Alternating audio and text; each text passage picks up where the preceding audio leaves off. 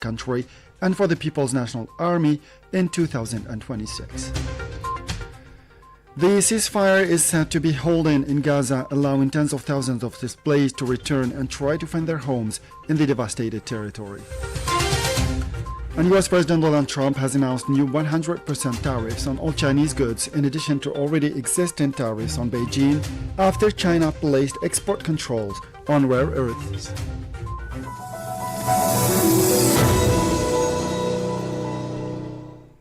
Those were the headlines, and now the news in detail from Radio Algeria International. First in our news, the President of the Republic, Supreme Commander of the Armed Forces and Minister of National Defense, Mr. Abdelmajid Tebboune, has affirmed that Algeria will enter a phase of complete electronic modernization for the country and for the People's National Army in 2026. In a special program devoted to his recent visit to the headquarters of the Ministry of National Defense, broadcast on Algerian television, the President of the Republic stressed that economic strength and military strength go hand in hand, and that a state that seeks to preserve its sovereignty and the independence of its positions must have a strong economy and a strong army. In the same context, the President of the Republic praised the efforts of the military institution and highly valued the sacrifices and professionalism of the High Command of the People's National Army in carrying out its noble duties in defense of the homeland, its sovereignty, and the sanctity of its territory. He added that these efforts have contributed to making significant strides towards building a new, victorious Algeria and advancing steadily and confidently towards strengthening the strategic development of our country with all dedication, loyalty, and sacrifice from the valiant sons of Algeria who will forever remain loyal to the message of our glorious ancestors and will spare no effort to realize the dreams of our valiant martyrs. In this context, the President of the Republic noted Algeria's proud achievements at all levels and in all fields, commending the remarkable success of the 4th edition of the Intra-African Trade Fair, which Algeria recently hosted. He considered that this event reflected Algeria's sincere endeavor to contribute to achieving strong economic integration on the African continent. The President of the Republic emphasized that the security and stability that Algeria enjoys, which are the responsibility of the People's National Army and the security forces, have contributed to enhancing its economic attractiveness and attracting domestic and foreign investors. He noted that Algeria's national economy is highly praised by international financial and economic institutions, particularly since it has achieved the highest growth rate in the Mediterranean basin. At the international level, the President of the Republic stressed that the national borders are secured thanks to the strength and vigilance of the People's National Army, adding that Algeria has not reached the point of no return with its in its relations with some Sahel countries. Regarding the situation in Libya, the President of the Republic reiterated that Algeria does not interfere in Libya's internal affairs and has no ambitions in this sister country. He also recalled that the Palestinian cause has for the first time found a staunch defender in the Security Council, thanks to Algeria's honorable positions expressing his hope for the implementation of the ceasefire agreement in Gaza to halt the genocide being perpetrated against the Palestinian people, recalling that the only solution to the Palestinian issue is the establishment of a Palestinian state within the 1967 borders with Al-Quds as its capital. Regarding the Western Sahara issue, the President of the Republic expressed his hope that this issue would be resolved at the United Nations and that the Sahrawi people would achieve their right to self-determination, stressing that Algeria would not abandon the Sahrawi people and the shadowy cause as the last colony, Sahrawi cause as the last colony in Africa, and whose file is within the U.S. Let's listen to the President of the Republic. قضية الصحراء قضية استعمارية، ما آخر مستعمرة في إفريقيا، الملف راه في الأمم المتحدة، نتمنى يصيب الحل نتاعو إن شاء الله.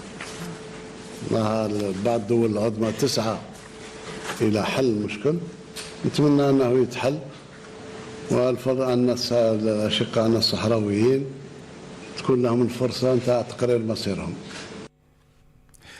Finally, the President of the Republic stressed the good bilateral relations that Algeria maintains with the Gulf states, with the exception of one country, stressing that Algeria rejects any country's interference in its internal affairs.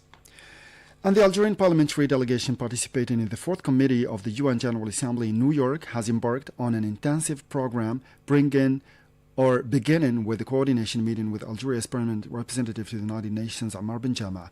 A statement issued by the National People's Assembly indicated that the parliamentary delegation's meeting with Mr. Benjama was part of preparing the delegation members' interventions during the committee's sessions. The delegation paid courtesy visits to both the Consul General of Algeria in New York and the permanent mission of Algeria to the United Nations as part of exchanging views on various issues on the committee's agenda and emphasizing the importance of Algeria's active presence in international fora in defense of its diplomatic principles and constants.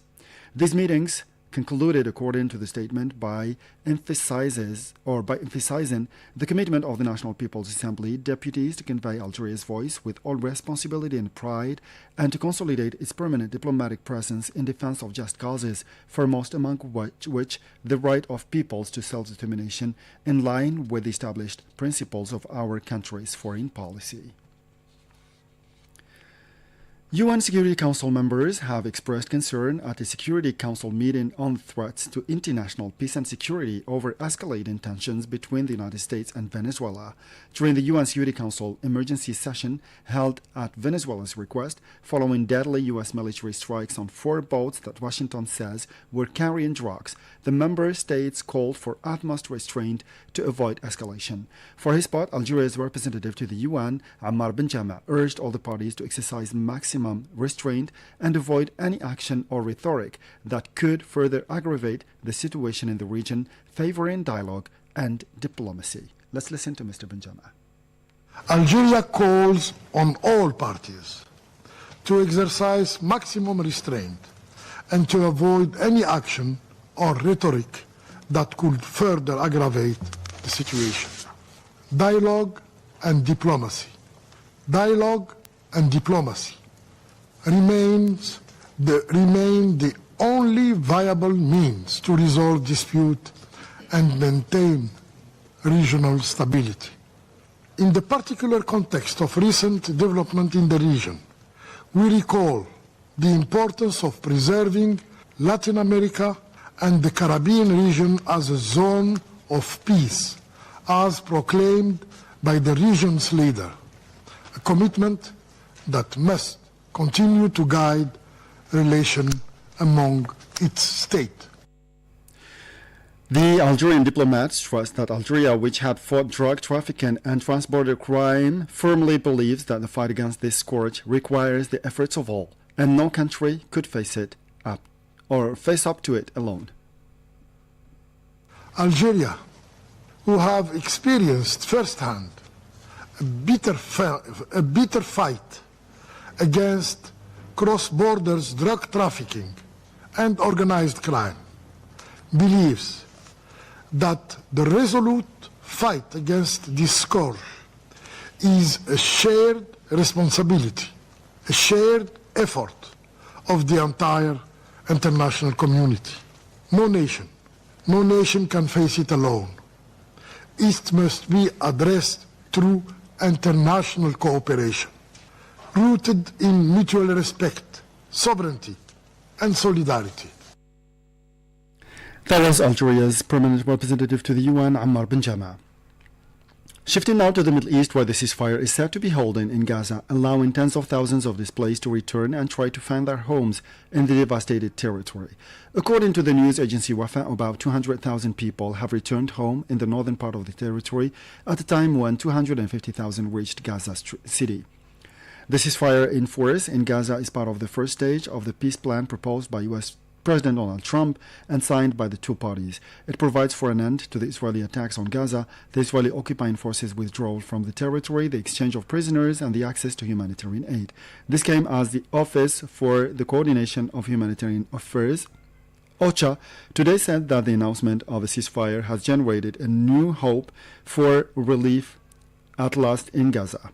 Addressing a press briefing, the UN Secretary General's spokesman, Stefan Dujarric, reiterated that the UN was ready to step up the scale of humanitarian aid provide its full support to the Gaza population and to act right now. Let's listen to him.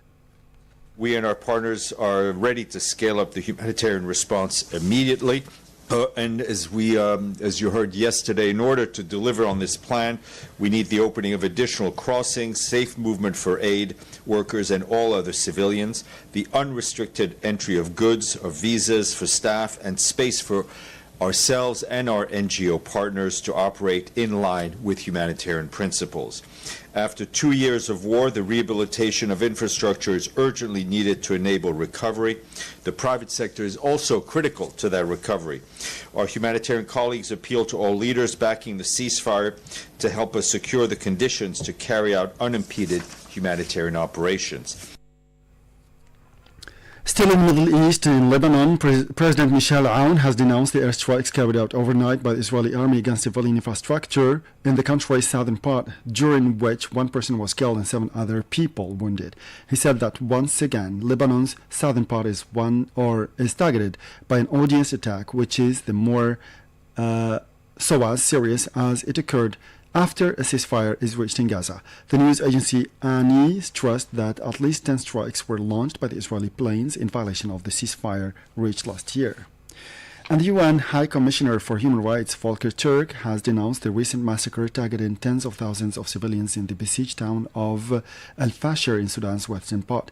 In a communique, he quoted information blaming the Rapid Support Forces paramilitary forces for the killing of over 50 civilians during attacks recently carried out in the area, including arbitrary executions denounced as ethnic-related actions.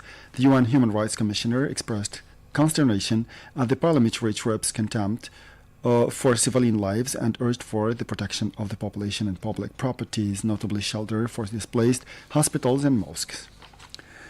Now, U.S. President Donald Trump has announced new 100% tariffs on all Chinese goods, in addition to already existing tariffs on Beijing after China placed export controls on rare earths.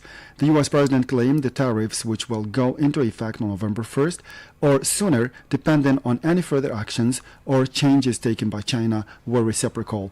The U.S. President also plans to impose export controls on any and all critical software. Trump then announced the new punitive measures in retaliation. The new 100% tariffs come on top of 30% U.S. duties, which were already placed on Chinese imports, summing up to 130% tariffs rate on Chinese goods.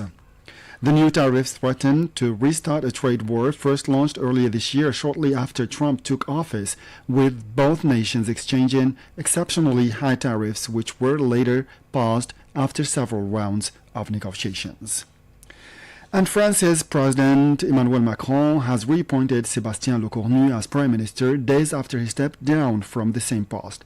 Lecornu, 39, whose resignation was accepted on Monday, just weeks after he took office, is now tasked with forming a new cabinet, Macron's office said in a statement on Friday. His return is a surprise move after the president and political parties held days of negotiations aimed at ending a political impasse in the country. Speaking to reporters on Saturday after a visit to a police station in Paris, Lecornu said France needs a government that reflects the reality of parliament but is not held hostage to partisan interests. After his resignation, Sébastien Lecornu joined the long list of 3 prime ministers who resigned shortly after their appointment over the last year, namely Gabriel Attal, Michel Barnier and François Bayrou. And with this last piece of news, we come to the end of this news bulletin. Time now for our weekly program, starting with a program by our colleague Masoud Sharfi, outside of the 2025 edition of the North Africa Energy and Hydrogen Exhibition and Conference NAPEC 2025, our special envoy, Masoud Sharfi, met with the CEO of Carpathia, a U.S. Algeria manufacturing and engineering company, and delivered this interview. As for me, I'll meet you again tomorrow for a fresh edition of our news bulletin. Thank you.